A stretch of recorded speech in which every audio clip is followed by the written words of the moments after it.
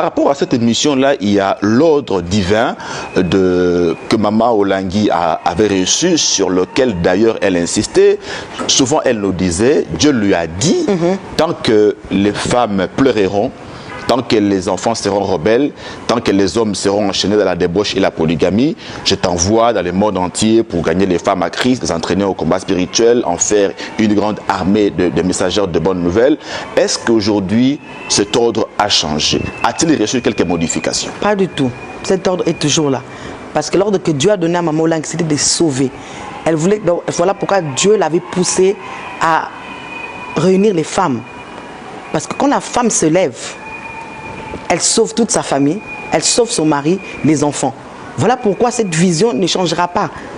De la même manière que la récit de Dieu, nous la continuons avec cette vision. Nous n'allons pas changer, nous n'allons pas nous tourner ni à gauche ni à droite. Nous continuons avec cette vision-là, comme elle a été donnée. Parce que c'est de la femme que Papa Olangui aujourd'hui avait tout laissé pour suivre ces dieux-là. Et Maman Olangui en était très fière. Oui, elle était trop fière de ça. Parce qu'elle connaissait ce que son Dieu lui avait dit. Et voilà pourquoi elle voulait que toutes les femmes, en général, puissent aussi vivre ça. Qu'ils puissent avoir aussi cette expérience. Nous restons dans la vision et nous allons continuer à mettre en pratique cette vision. Selon la parole de Dieu et comme Dieu avait instruit à Maman Olangui.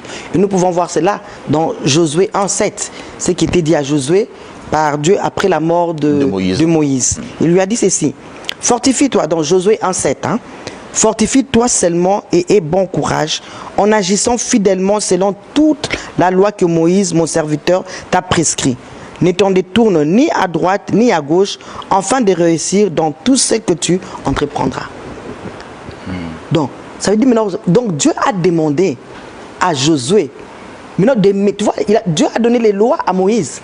Et il fallait que Josué entre en profondeur de tous ses enseignements, de toutes les instructions qu'il avait données à Moïse. C'est comme notre maman aujourd'hui. Maman a eu beaucoup des enseignements.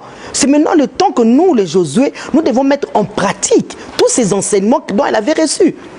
Que nous pouvons entrer en profondeur, que nous puissions, comme je dis, manger ça, que nous puissions décortiquer et poser aussi des questions même à Dieu. Pourquoi tu as parlé comme ça à ta servante? Pourquoi tu l'as instruit de cette façon? Pour comprendre cette vision, il faut entrer dans la même dimension de profondeur comme Dieu avait demandé à Josué. Tu vois, Dieu a donné des instructions à Moïse. Moïse n'a pas peut-être eu le temps de décortiquer ça, tout le peuple juif. Mais il a demandé à Josué de le faire. Que tu dois méditer la parole de Dieu. Tu dois entrer en profondeur. Tu ne dois pas te détourner de tout ce que j'ai instruit à Moïse. C'est la même chose avec nous. Maman Da Silva, on arrive pratiquement à la fin de cette première émission. Je sais qu'on aura une autre émission avec vous à la fin de ces festivités pour faire l'évaluation de la 13e Convention mondiale. Et une question qui me vient comme ça à l'esprit au niveau de la CIFMC, comment vous êtes organisé au niveau de la direction internationale de la CIFMC? En tout cas, pour commencer d'abord, je veux vous dire que c'est une grâce d'abord que Dieu m'a faite. Je n'ai pas mérité cela. Parce que si tu comprends bien aussi, j'étais la dernière personne que papa avait parlé pendant les 25 ans, la dernière enfant qu'on attendait. Oui. Celle qui a, je peux dire, qui avait déshonoré les parents. Donc je ne mérite pas ça. Mais je crois que c'était une prière que la servante de Dieu faisait pour moi. Dieu lui a parlé. Comme je dis, elle dépendait du Saint-Esprit. Donc elle savait ce que le Saint-Esprit avait dit de moi.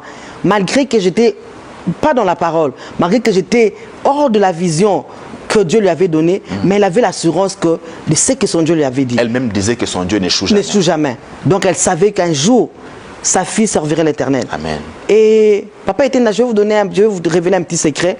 Maman, avant son départ, m'avait offert une Bible.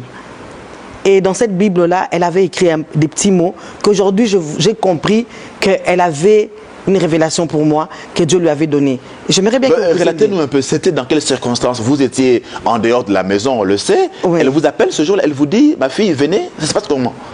Comment ça s'était passé? C'était pendant les 25 ans. Oui. Et ma petite soeur, je vais juste résumer, maman Kimbimbi m'appelle. C'était en pleine adoration. À la Stade de Triomphe. À la Stade de Triomphe, oui. En pleine adoration. Maman qui se déplace, qui va voir maman Kimbimbi, qui lui dit, est-ce que ta grande soeur est ici à Kinshasa? Maman qui m'a dit oui, maman elle n'a pas voyagé, elle dit non, elle est là. Ok, tu lui dis de se préparer de venir à la maison avec son mari et sa fille parce que c'est le cadeau que je vais offrir à son père, son retour à la maison. Waouh. Et c'est comme ça que je suis rentrée à la maison. Ok. Donc, Et moi aussi, j'avais obéi à Dieu. Vous savez, il y a deux fois, les gens peuvent te traiter d'orgueilleux, papa Etenda. Mais quand tu as la voix du Saint-Esprit, quand tu écoutes au Saint-Esprit, tu obéis au Saint-Esprit.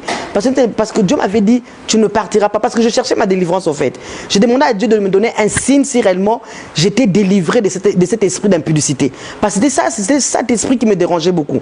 Alors j'ai demandé à Dieu, donne-moi un signe si réellement j'ai quitté cette vie-là. Il m'a dit ceci, le jour où la servante de Dieu t'appellera, c'est le jour que tu sauras que j'ai fait dans ta vie. Amen. Amen. Voilà pourquoi je voudrais encourager à quelqu'un aujourd'hui. Peut-être que tu as un problème qui te dérange. Ne t'inquiète pas. Dieu connaît le temps et le jour où tu auras ta délivrance. Tu ne peux pas forcer par rapport à ça. Parce que moi, j'ai vu ça.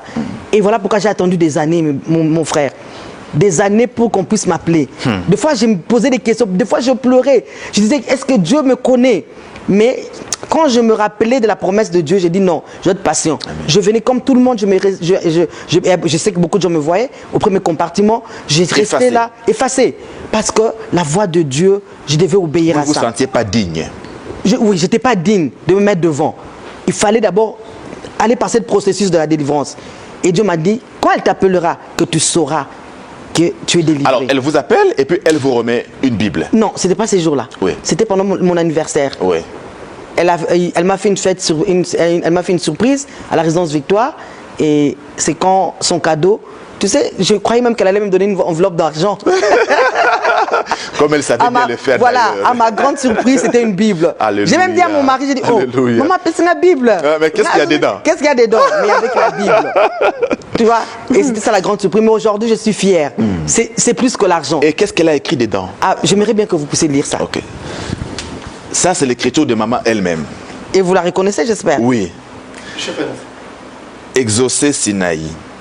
Que ce livre de la loi ne s'éloigne pas de ta bouche. Josué 1:8. Et soit comme les mamans de la Bible. C'est l'écriture de maman. C'est l'écriture de maman. Exact.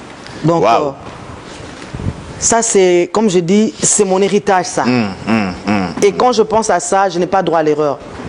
Parce que c'était ça le désir de cette femme. Soit comme les mamans de la Bible. Elle pouvait dire soit comme moi. Elle pouvait dire sois comme moi, ta maman. Elle est mon modèle, hein, en tout cas. En tout, pour tout, c'est mon modèle. Mais elle n'a pas... Au fait, tu vois l'humilité que cette femme avait. Alléluia. Elle ne s'est pas glorifiée. Elle ne s'est pas glorifiée. Elle a dit, pour moi, sois comme les mamans de la Bible. Médite cette parole. En fait, parce qu'elle-même aussi était comme les mamans de la Bible. Voilà. Elle est parmi ces mamans-là aussi. Oui. Donc, elle est vraiment un modèle pour moi. Et je veux continuer à suivre ça. Et donc, vous suivez les pas des mamans, même au niveau de l'organisation. De l'organisation. Ah, oui. Bien sûr. Oui. Toutes les mamans avec qui maman travaillait sont autour de moi. Aujourd'hui, moi, je les appelle même mes conseillères. Ce sont mes mamans. Je ne fais jamais quelque chose sans appeler une ou l'autre. Vous n'avez écarté personne? Je n'ai écarté personne. Nous sommes ensemble. Même pour les 30 ans, nous sommes ensemble. Vous n'avez mis personne en prière? Personne. Personne n'est en prière. Au contraire même, les gens que maman avait laissés en prière. Vous les avez sortis de la prière? Tout le monde sont sortis. On a même fait une retraite. J'ai dit que chacun me parle un peu. Pourquoi maman l'a mis en prière? Et de me donner les révélations. Et on va voir si c'est bon. Vous reprenez. Si réellement vous avez ouvert votre cœur, c'est toi et Dieu. Ce n'est pas moi qui juge. Et tout le monde a repris. Donc comme dans maman, la formation, comme maman était, vous avez rassemblé toutes les mamans autour de vous. Ouais. Et comment ça se passe dans tous les autres sièges? Partout on a fait ça. Les sièges où je suis passé, on a relevé. Merci Maman Da Silva, on est arrivé pratiquement à la fin de cette émission.